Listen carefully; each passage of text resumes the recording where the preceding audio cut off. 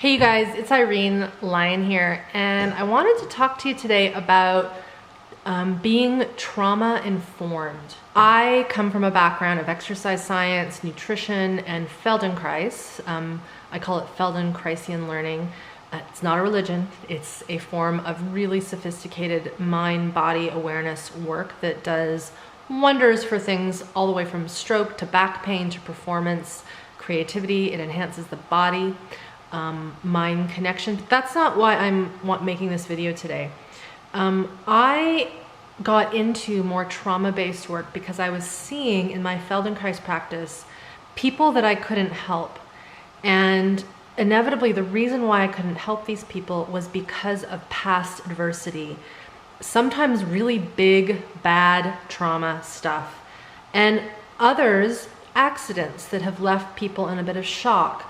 And for others, more low-level chronic stressors that just kind of pervade the entire nervous system. And all the great work I would do with them from a more functional body movement perspective, it wasn't really sinking in. And so it got me thinking, what else do I need to learn? And that's how I ended up studying the work of Peter Levine. And then I've gone on to study more work through the work of Kathy Kane. She does something called somatic practice.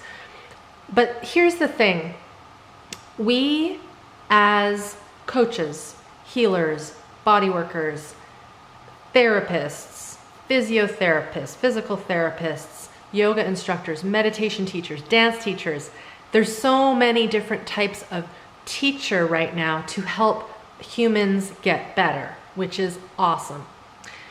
And we also have to become aware of the fact that many of us have had some form of early adversity and trauma.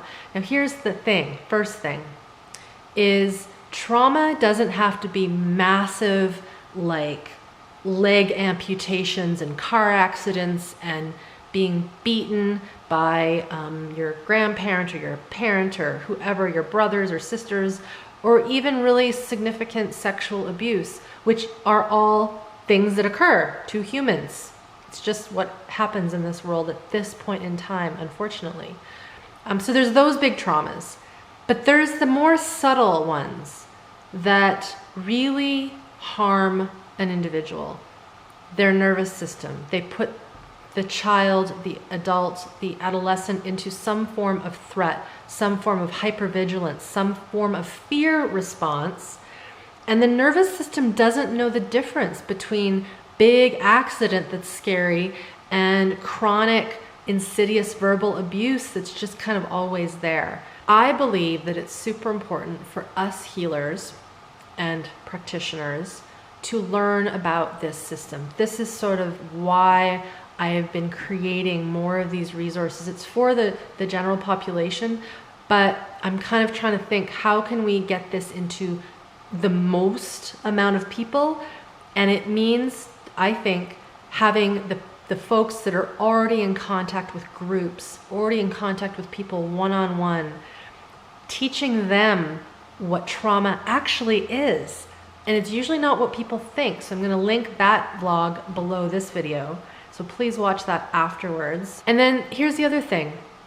We need to learn. So we need to understand what it is, what our nervous system is, how it shows up in people's bodies, especially those of you who work with the body. It's important to know that there can be patterns and somatic memories stored in the muscle tissue, in movement, in how we turn our head and use our eyes.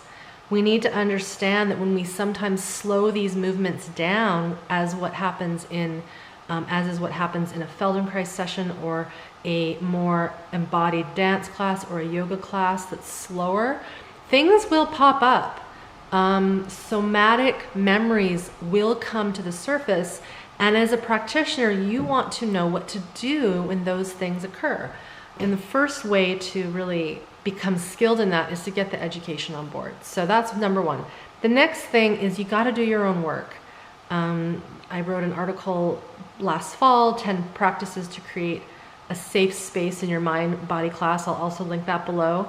The first practice was do your own work. And the reason why is because if our system is in some form of survival mode, and many of us are, But if it's at a higher level on the spectrum, it's really tough to see that trauma, that survival in our clients or in our group. Our radar isn't tuned to it because we're in our own kind of toxic soup. So we need to do our own work. We need to wake up to the fact that maybe, just maybe, there are some pieces that we have not properly processed and felt. I'll be honest, there were things that I didn't know I hadn't processed until just 5 years ago, and I've been doing this work for 20 years. So there's always layers. There's no, I don't think, endpoint to healing. I think we constantly have to learn. We need to learn from each other. We need to bring in practices from different areas.